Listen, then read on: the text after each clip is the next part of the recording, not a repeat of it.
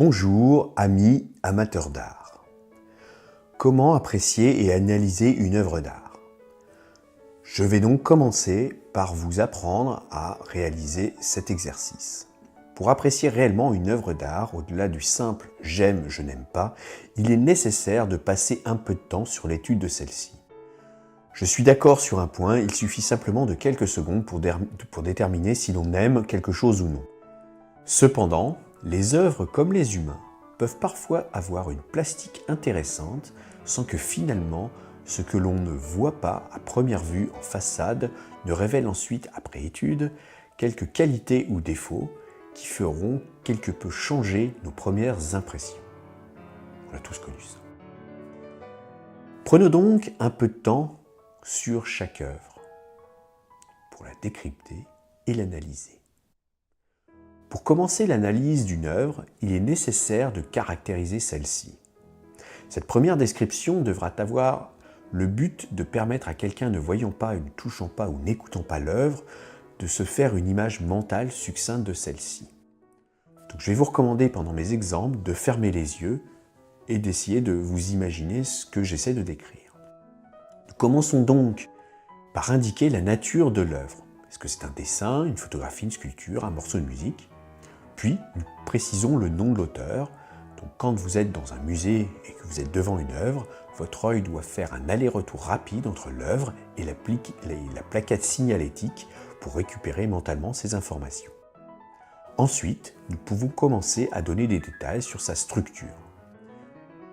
Le rythme pour la musique ou la présence ou non de couleurs pour une œuvre visuelle, la matière pour une sculpture par exemple. Nous indiquerons ensuite ses dimensions, réelles ou approximatives, afin qu'un auditeur puisse se faire l'image mentale. Par exemple, fermez les yeux.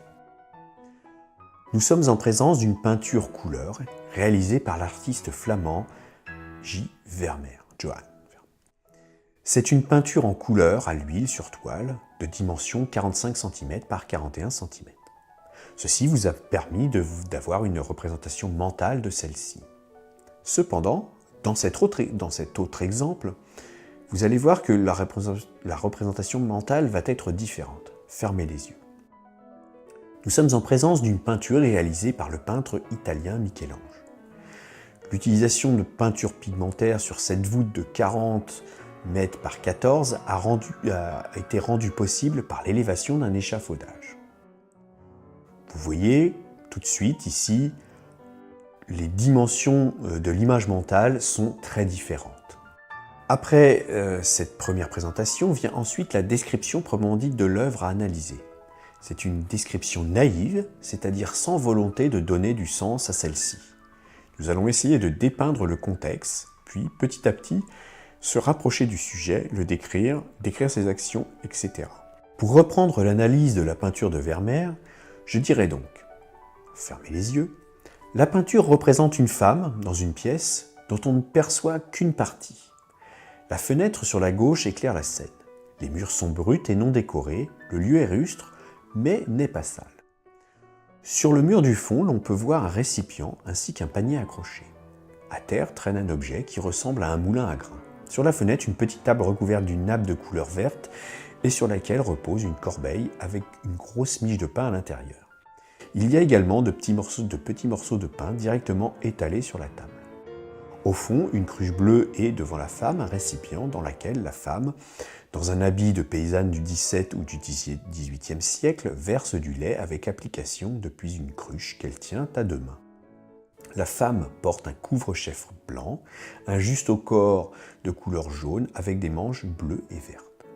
Sa ceinture est drapée de bleu et couvre une jupe ocre.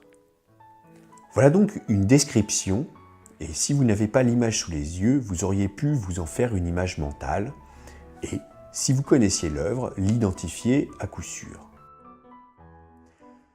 Nous verrons donc dans une prochaine partie la suite de l'analyse d'une œuvre, mais d'ores et déjà, vous pouvez, en sortant dans des musées, des galeries, des expositions, vous vous concentrez sur une œuvre et tentez de la décrire comme je viens de vous l'indiquer.